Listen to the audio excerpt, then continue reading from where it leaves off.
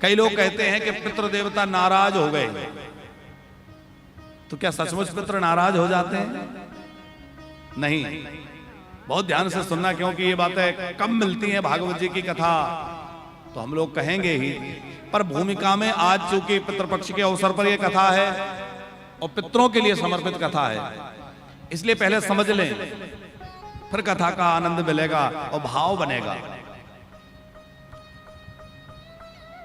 बच्चा चाहे जितना विमुख हो जाए, गलत आचरण वाला हो जाए, फिर भी माता पिता उसका कभी बुरा नहीं चाहते।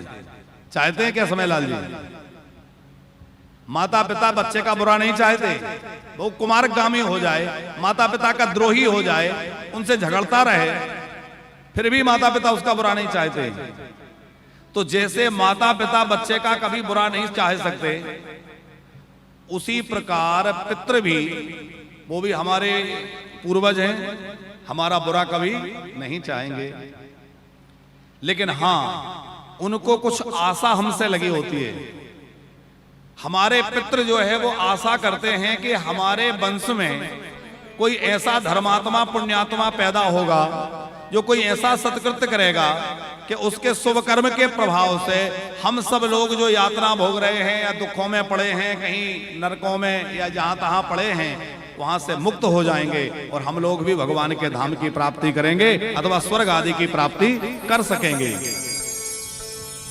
किन्हीं कारणों से हमारे कोई पूर्वज किसी अपने कर्म के कारण, किसी कारण से किसी अधोगति को प्राप्त हो गए। अब वो किसी नरक में हैं, प्रेत आदि की योनि में हैं, पिशाच की योनि में हैं। ये अलग अलग योनियां होती हैं। प्रेत अलग हैं, पिशाच अलग हैं, भूत अलग हैं, सब अलग अलग हैं। सबकी अलग अलग श्रेणियां हैं और किस कर्म से किसको क्या बनना पड़ता है उसका पूरा गरुड़ पुराण आदि, प्रेत मंजरी आदि ग्रंथों में वर्णन है। तो कथनचित हमारे कोई पूर्वज किसी कर्म के द्वारा किसी ऐसी अधोगति को प्राप्त हो गए हों, तो वो वहां दुख भोगते भोगते यही प्रार्थना करते हैं कि हे परमात्मा, हम लोग मनुष्य बन के गए तब तो कोई ऐसा कार्य नहीं कर पाए जिससे हमें आपकी प्राप्ति हो जाए, पर कृपा करके हमारे वंश में कोई ऐसा धर्मात्मा पुण्यात्मा जो है जीव को भेज देना, जो ऐसा कोई शुभ कर्म करे जिससे हम सब लोग इस दुख से छूट करके परम पद को प्राप्त कर सकें।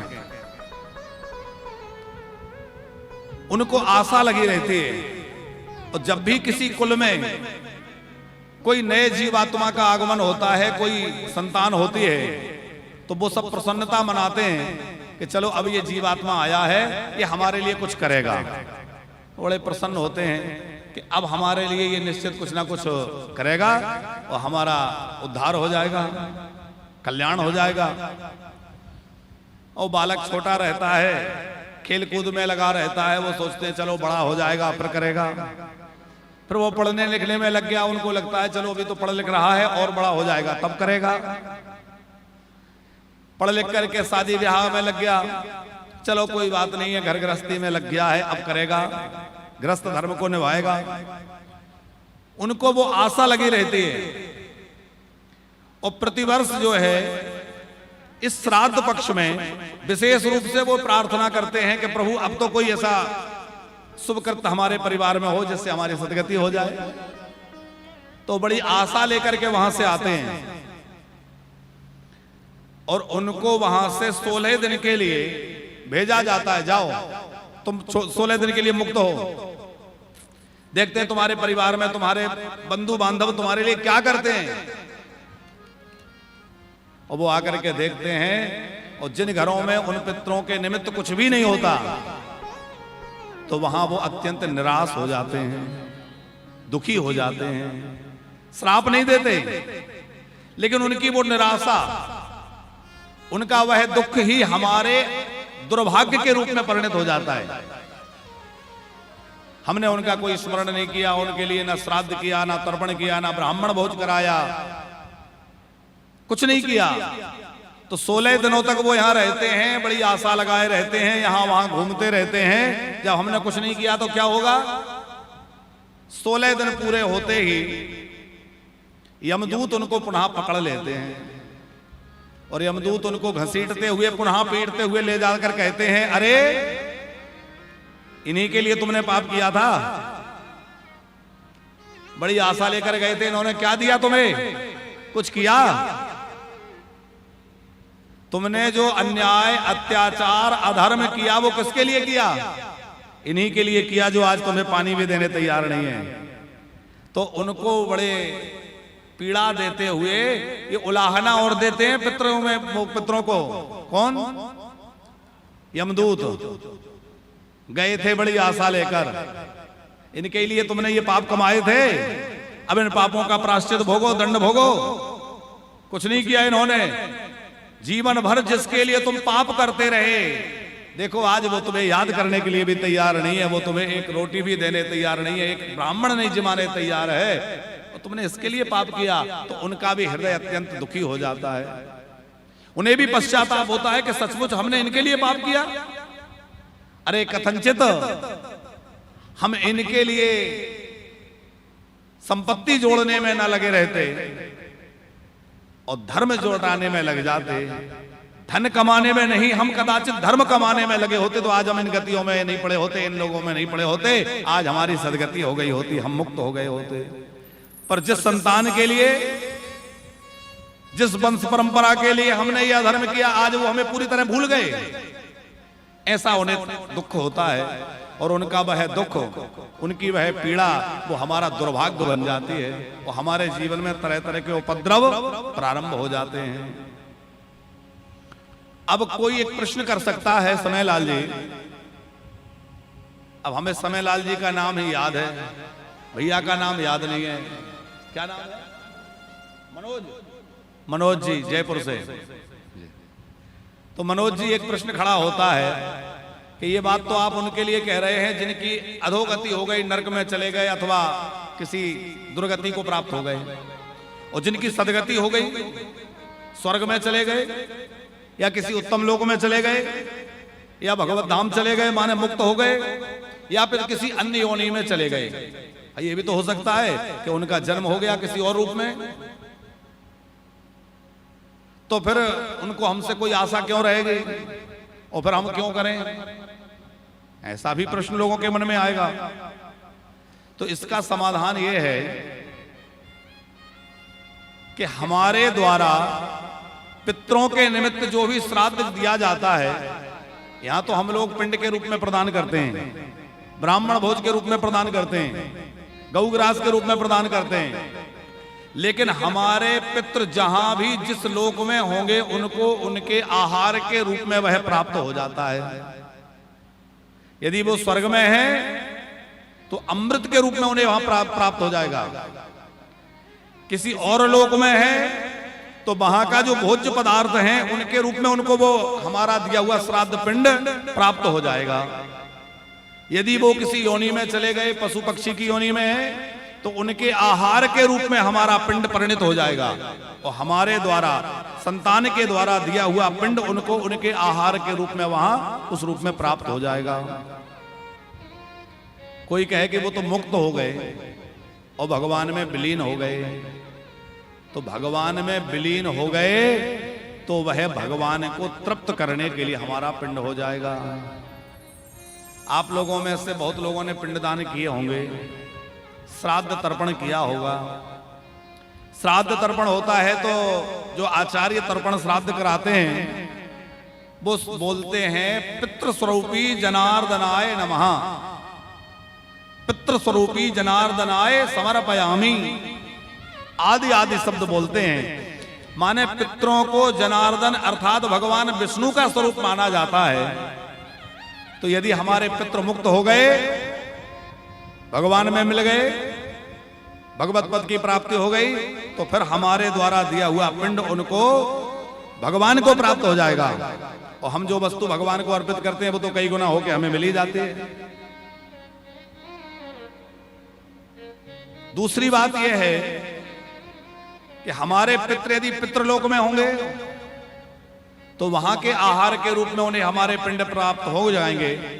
अब ये एक थोड़ा सूक्ष्म विषय है कि कौन से जीवात्मा पितृलोक में चले जाते हैं, कौन स्वर्ग में चले जाते हैं, कौन दूसरी योनियों में चले जाते हैं। क्योंकि पितृ किसको माने? पितृ का निवास तो पितृलोक में होता है। फिर हमारे सारे पूर्वज पितृलोक में चले गए हों ऐसा निश्चित नहीं है। हम नहीं जान सकते कि हमारे जो पूर्वज हैं वो कहां गए, किसी योनि में चले गए, कि स्वर्ग आदि लोकों में चले गए, कि पितृलोक में चले गए, कि किसी अन्य योनि में चले गए। कहां चले गए ये हमें पता नहीं है।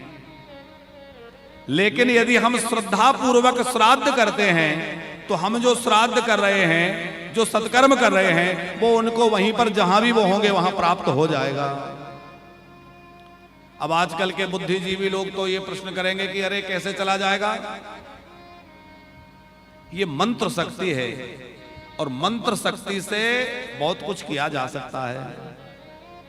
हमारे भारतवर्ष में भले ही मंत्रों की शक्ति को लोग नहीं समझ पा रहे हैं मनोज जी, लेकिन आज विदेशों में मंत्र शक्ति को लोग समझ रहे हैं और मंत्रों के ऊपर रिसर्च हो रहा है।